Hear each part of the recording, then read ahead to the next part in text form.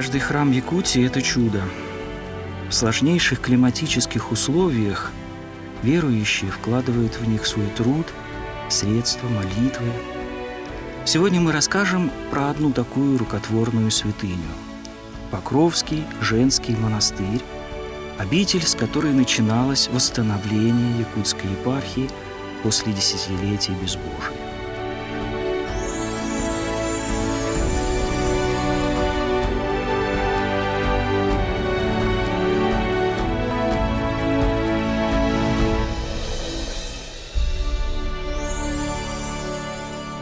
Вот по сути о монашестве говорить, с одной стороны, и легко, почти 30 лет в монашестве, и с другой стороны сложно, потому что это всегда идеал. И насколько он исполнимый, и насколько он достижимый, только сам Господь определит. Монашество – это жизнь по заповедям Христа Спасителя. Скажете, чем отличается от остальных людей, всех христиан, кроме монахов? Да тем, что в монашестве это целожизненное такое полагание. В начале заповеди Христовой. В начале Господь, а все остальное приложится, а все остальное второстепенное, пусть не менее значительное, но второстепенное. Сначала на месте будущего монастыря располагался единственный тогда действующий в Якутске православный молитвенный дом. Это было обычное здание. Оно нисколько не походило на храм. В конце 1970-х годов община с трудом нашла силы и средства, чтобы организовать постройку деревянной церкви с колокольней. Храм осветили во имя святителя Николая Чудотворца.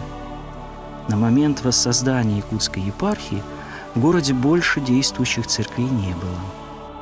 Храм на Ушакова, так до сих пор по привычке называют жители Якутска Покровский монастырь. А сестры обители считают Николая Угодника своим покровителем и ежедневно молятся ему. Монастырь возник вокруг храма очень естественно. Несколько прихожанок помогали поддерживать порядок, вести небольшое хозяйство. Так родилась небольшая монашеская община, с первых дней ее настоятельницы игуменя Архилая. Она восприняла монашеский опыт еще от монахинь дореволюционной эпохи. Но это были самые счастливые годы. Вот я сейчас, если я возвращаюсь к тем годам, да, я считаю, это самые были счастливые годы. Мне тогда было 17-18 лет, когда я с ними познакомилась. Я летала, я земли не чувствовала. Мне хотелось с ними быть, служить им. Они уже возрастные были, на 8-й десяток по годам. Нуждались в помощи. Вот, как могла, чем могла, я им помогала. Ну, это, я считаю, я как-то духовно среди них росла, а потом уже вот мне, как сказать, и дорога открылась в Ригу, в Рижский монастырь. В 70-е годы вот в Эстонии монастырь был и в Риге, куда можно было попасть. Духовники благословляли, и вот молоденькие девчонки ехали, трудились там, молились, подвязались. И у нас, наверное, 15 игуменей Рижского монастыря, если не более. Часто человек решает принять монашество после встречи с тем, кто сам является собой пример служения Христу и Церкви.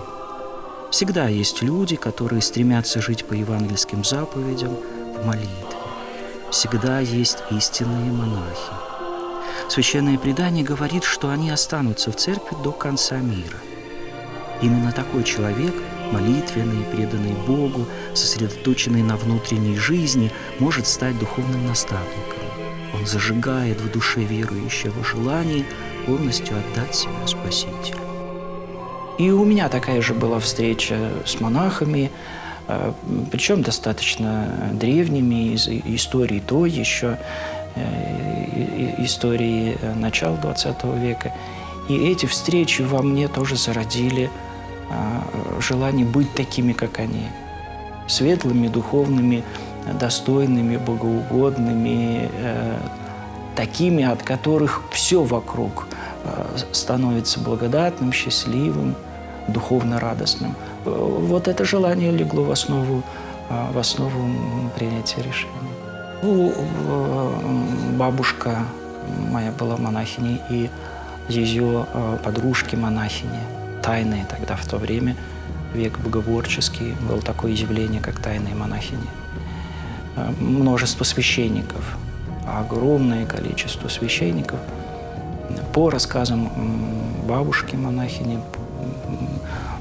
в результате своих встреч, еще раз скажу, что слава Богу, что я имел общение с теми героическими священниками начала XX века, которые пережили страшные гонения и оставались горячими и истинными монахами, истинными священнослужителями. Они заложили верные знания о церкви. Они собственным примером показали путь жизни в церкви и для церкви. Монах дает 3 обета: целомудрие, послушание и нестяжание. С их помощью он обретает внутреннюю свободу не только от греха, но и от житейских забот. Он призван встретить в Боге свою единственную истинную радость. Монахиня Фекла пришла в монастырь подростком. Оставшись сиротой, опекала младшую сестру, но о создании своей семьи не задумывалась. Я с 15 лет я пришла вот после школы, и начала в монастыре трудиться. Как бы все лето жила, потом вот закончила 9 классов.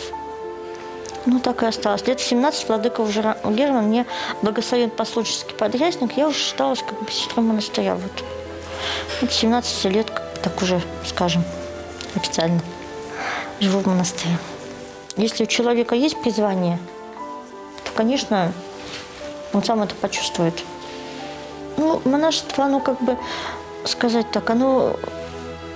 О нем не расскажешь, как приходит в монастырь. Это вот или какая-то благодать, или какой-то зов Божий. Вот это какое-то такое... Ну, человек, который приходит в монастырь, он сам об этом знает.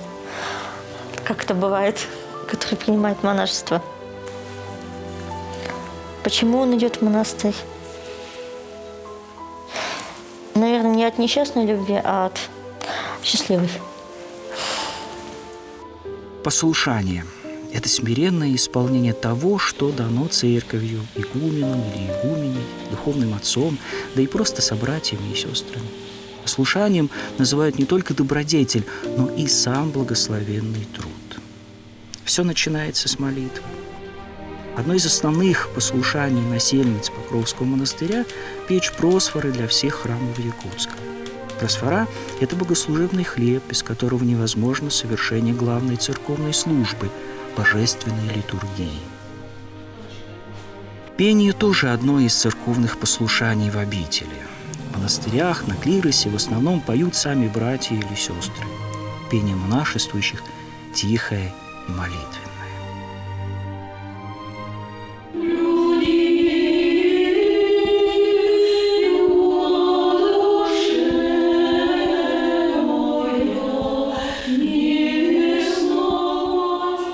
Молитва сосредоточена в храме.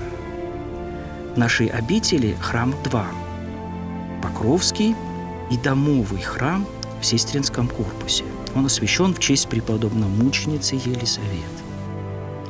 Храм – это место, где монах не только совершает свою личную молитву, но и участвует в суточном богослужебном круге и в богослужениях по уставу монастыря. Насельницы Покровской обители вместе читают утренние и вечерние правила, полуношницу, каноны с акафистами Спасителю Божией Матери, акафист святителю Николаю. Общая молитва объединяет и со Христом, и с друг другом. Кроме церковной молитвы, у каждой сестры есть свое молитвенное правило, или, как его часто называют, келейное. Устанавливается оно чаще всего духовником или игуменей. келейное правило – это уже личная ответственность человека перед Богом, его личные отношения с Ним. Монастырь похож на семью. Не зря к настоятельнице обращаются матушка, а насельниц зовут сестрами. Внутренняя жизнь монастыря, как в любой семье, состоит из множества обязанностей. Купить необходимое, приготовить обед, зашить или постирать одежду. Монахиня Нина все умеет. А один из ее наиболее ценных навыков – она водит автомобиль.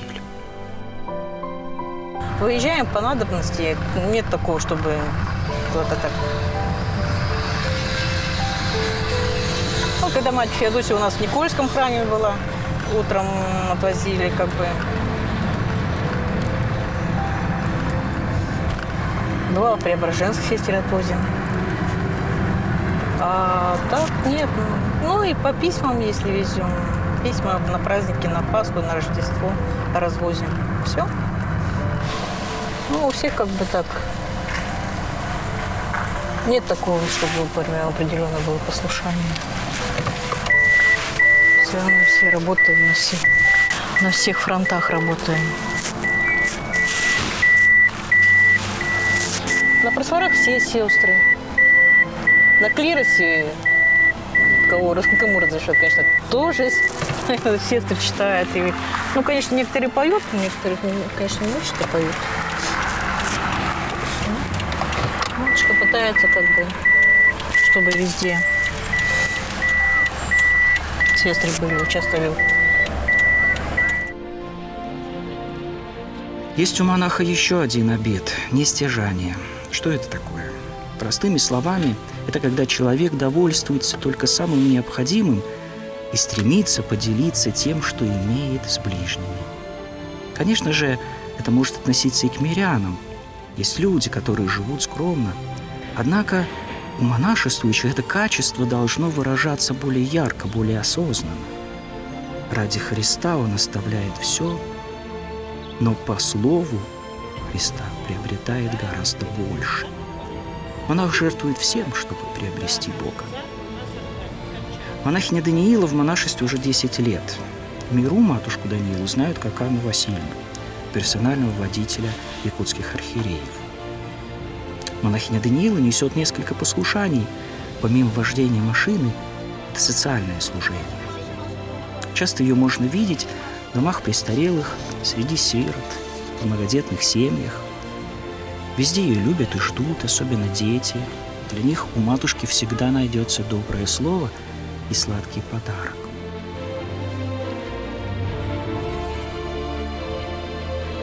Монах должен помнить всегда, что жизнь скоротечна. Смерть придет, и надо быть к этому готовым в любой момент. Монахиня Даниила не оставляет своих подопечных и после смерти. Она своими силами хоронит неимущих, безродных, оставленных. За их могилами ухаживает сама. Особую любовь она сохраняет к детям, которые ушли после тяжелой болезни, после скорбей и страданий. Матушка Даниила приходит к ним как к живым, молится и оставляет подарки. Как говорится, в монастырь не уходят, а приходят, не бегут от трудностей, а стремятся к радости о Христе. К радости, которой хочется делиться со всем миром, с ближними и дальними.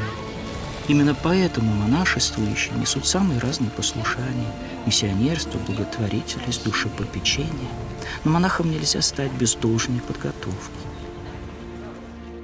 Достаточно длительное время попробовать испытать себя вот в этом качестве, которое понравилось.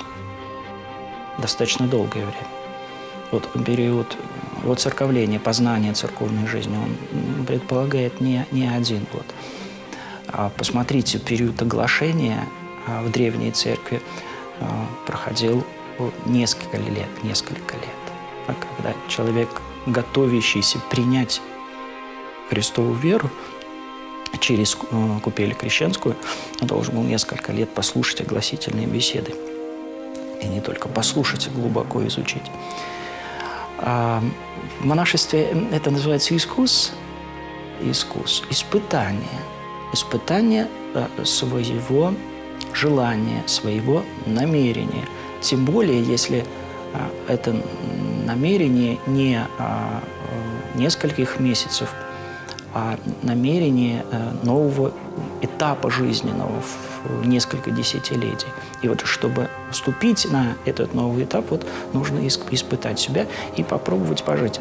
Возможно, в нынешнем монастыре предполагают и состояние трудников, и состояние послушников, послушниц, которые не так включены в систему монастырскую, неотъемлемо богослужебную или какую-то иную. А вот как участники могут и понаблюдать со стороны и попробовать на себя, что значит пожить, что значит вот так отдать себя целиком Богу и служить Ему. Сегодня Покровский женский монастырь города Якутска самый крупный в Якутии. Многие люди из разных районов республики с радостью приезжают сюда, чтобы окунуться в молитвенную атмосферу. На богослужение в монастырь собирается множество паломников и прихожан. Монастырь несет свою миссию молитвенной помощи ближнему и делится любовью Божией. Дух Святой научил монаха любить Бога и любить мир.